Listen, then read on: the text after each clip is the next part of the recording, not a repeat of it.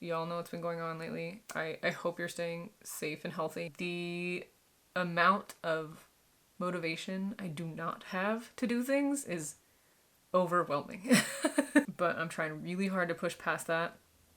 And I want to give an extra huge thank you to Tattoo Junkie Cosmetics. I've worked with them before. We are doing this project today, and if it weren't for them, I probably wouldn't have put makeup on my face in another who knows how many months. Today, like, I just really want to do like a fun, cute little look. Like, let's not talk about the news. Let's just have fun today, okay? So that's what we're gonna do. Now, if you don't already know, Tattoo Junkie is a cruelty-free line. They're very affordable. I mean, there's some lip products that are like $8 on there, and they're really well known for the lip products too. So everything I use today, I will totally link it down below. First, just a little bit of primer because I have some pores. Don't we all? I did already moisturize, so that's already done. Take your best matching foundation that you have. Put that all over. Little under eye action here. This is actually a color corrector, it's called. It's not exactly concealer, but it has a pink undertone, which helps counteract gray. Onto concealer. I don't want it to look too heavy because I don't think she would actually put on too much makeup. A hint of powder. Get that kind of rosy glow within. Listen, I know Disney princesses do not use highlighter, but that is not the world we live in today. Okay, so I'm just gonna pretend that she does. Just a little bit. Oh, yes. Okay, so we're gonna take a little Space Dust eyeshadow. This is the color Starlight. It's so pretty. These are like spongy, if I'm describing that correctly, and I love them. Their application is really, really nice. Light brown in the crease.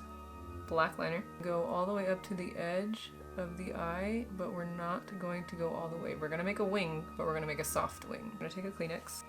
Make sure that there's enough tension over that so that when you take the shadow and go across the Kleenex, it won't fall underneath. Peel away, and that leaves you with a pretty clean line that's very soft. Now I'm going to take a little bit of this Space Dust eyeshadow on Life on Mars. Make sure you bring that all the way. Take more of the Starlight eyeshadow. Use that for the inner corner highlight. Pink. Now we got our lashes on. We got a little touch of blue. We're good to move on. So for the lips, here's where she's going to get a little more racy. We have the lip paint and matching lip color in Rebel, and then their new Glitter Lava Gloss. I love this packaging, it's so cute. We're gonna do a combination of these three. Just don't forget that it is a liquid lipstick, so make sure you let it dry down all the way. But once it's on, this stuff is on. You're good to go. Ooh, this combo. Okay, now I wanna move on to the tattoos. If you're like, what the heck is that? This is called a stencil. It doesn't look like your average stencil because we make stickers as part of our website and company, so I have the machine that can make these. You can find them on Etsy if you look up pretty much any movie related or tattoo style. That works perfectly. Can I do these freehand? Yes, but these are a time saver, and I just kind of wanted to show you some other options if maybe you're not confident in your line work or you don't have the time. This is just an easier way to get it. Once fully dry, go ahead and peel it off or just remove the stencil. Then you can go in with some makeup remover and a fine tip brush or Q-tip and clean up the edges. And now you have a very realistic looking tattoo. Alright, here is the final punk edit of Belle from Beauty and the Beast featuring Tattoo Junkie products. If you enjoyed this, please like and subscribe. You can find me at Bangle Queen on Instagram, Snapchat, Twitter, Twitch, and TikTok. Thank you so much for watching, and I will see you next time.